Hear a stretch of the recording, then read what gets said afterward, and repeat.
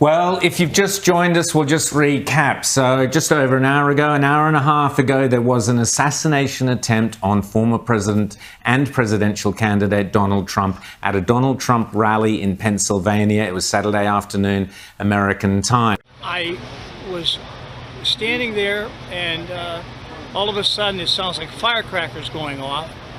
But then I heard the shots and then all of a sudden somebody hollers, "Get down on the ground," and everybody's going down on the ground as low as they can get.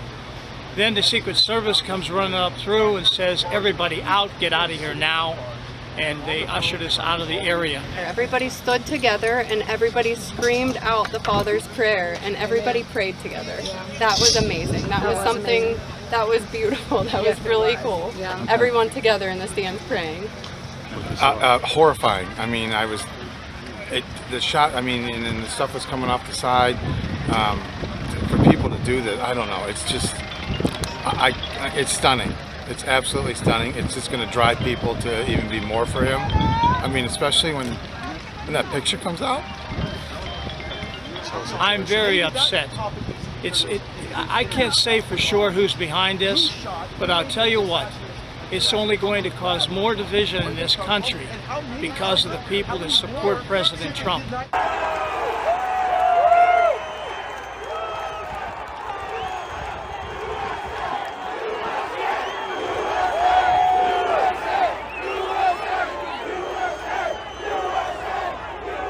And so when those first few bullet noises happened, there were people all around me, including myself, that thought that this was a firework or a BB gun, that it wasn't an actual shooting event. But as they kept coming, everyone kind of really quickly hit the floor, including the president. And it was a little bit of a dazed situation at that point.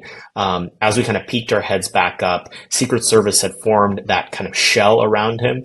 And I got a little bit of footage of that. And the first thing I saw was him, reach out his fist to the audience, come to find out later that he was saying, fight, fight. And that definitely caused a ripple through the crowd. Everyone noticed that. It really kind of energized everyone. He gets on stage and I was standing right there, probably about 40 feet from him in the friends and family VIP section. And he gets on, and within the first 5 or 6 minutes, he immediately begins telling a series of stories about this chart that he had brought on about immigration that had to do with the difference between President Biden's record in when it came to the border versus his. And thank God for that chart, because I think it's because of his head turning left and right as he was explaining the things that were on that chart that first bullet actually missed him. There is that picture of one of the bullets whizzing by his head that one of the New York Times reporters got. I think the only reason that he didn't get hit today is because that chart was on the television and he was turning his head.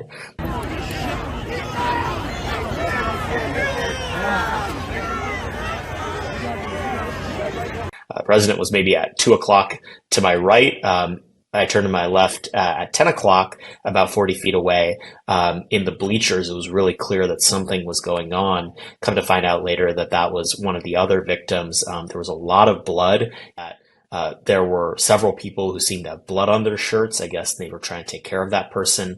They were carrying him out. It wasn't super clear whether it was on a gurney or a stretcher or just with their arms and legs, but it was very clear that someone had been much more seriously injured than the president, and there was visible blood everywhere. It wasn't really much when it came to President Trump, at least from the angle that I was at. You see in the pictures later that his ear got clipped and that he was bleeding a lot, but it was this really grisly scene to our left with what was going on with the bleachers. The audience wasn't like what you'd expect out of a crowd that just experienced something like this. Everyone was really quiet. There were a few women crying. They were, saying, "I can't believe they tried to kill him." But President Trump raising his fist really reassured the audience. And the overwhelming feeling was both care and concern, wondering if he was okay and being glad that it seemed like he was okay. There was no stampede out of the arena that you would expect in a situation like this. And as I was walking back to my car, it was about a third of a mile walk back to the car.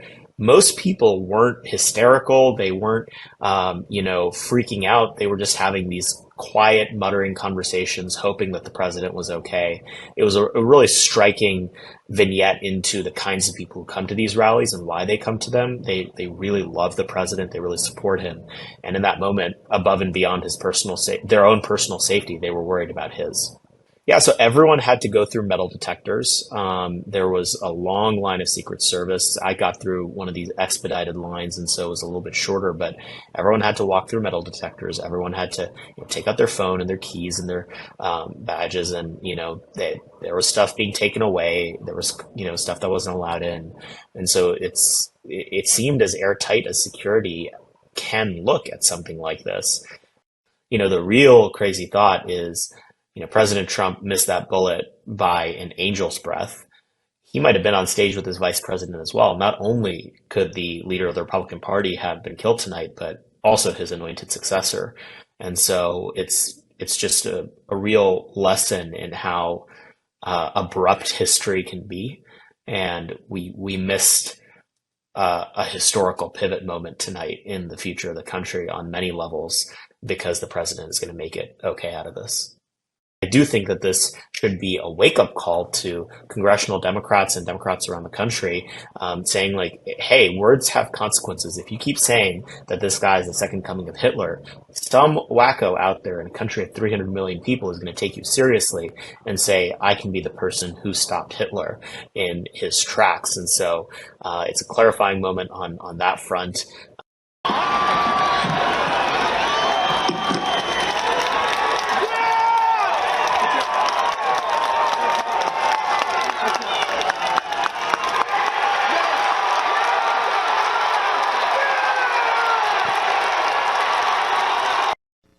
Sure. Basically, what happens is a protective advance is done for anywhere between 5 and 7 days before the event.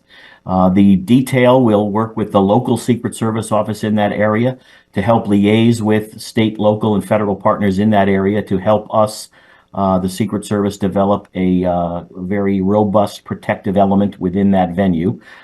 During that 5 to 7 days, the agents who are assigned to that protective advance will cover every possible what if that could happen at that venue. Again, where are the motorcade routes? Where is the airport? How long does it take to get to the airport? Let's develop a plan with the local police who are going to assist the motorcade and things of that nature. Again, 99.9% of the time, all of those things are done, and many of those things don't have to be implemented. But here's a perfect situation where it looks to me like a very good protective advance was done. Unfortunately, we had an incident, but the bottom line here is that the former president was taken out of that venue and appears to be somewhat safe, although it appears he may have some injuries, but he is alive, and that's the most important thing here, as are all of the agents that are around him. There may not be anything that could have been done, and this person was able to perform this nefarious activity without being detected by the Secret Service for some reason. Don't know the answer to that, but I can tell you the Secret Service, the FBI, and those local, state, and federal partners are going to be looking at this with a fine-tooth comb and being able to send out a message to all the details now to make sure that whatever happened here, there are no copycat situations moving along, or to make sure that everybody that we're protecting in open air venues like this is double checking, triple checking, and quadruple checking everything that needs to be checked. This evening we had what we're calling an assassination attempt against our former president, Donald Trump. It's still an active crime scene. As I mentioned, we have a number of agents on scene. Again, at this time, we are not prepared to identify who the shooter is. We are close to that identification, and as soon as we are 100% confident in who that individual is, we will share it with the press. The immediate focus was life safety, getting the former president out of there, and to care, getting care to the other victims, and trying to secure the scene as quickly as possible. I guess if I had to point to where we are right now, the single greatest priority would be to identifying a motive and whether there was anyone else involved.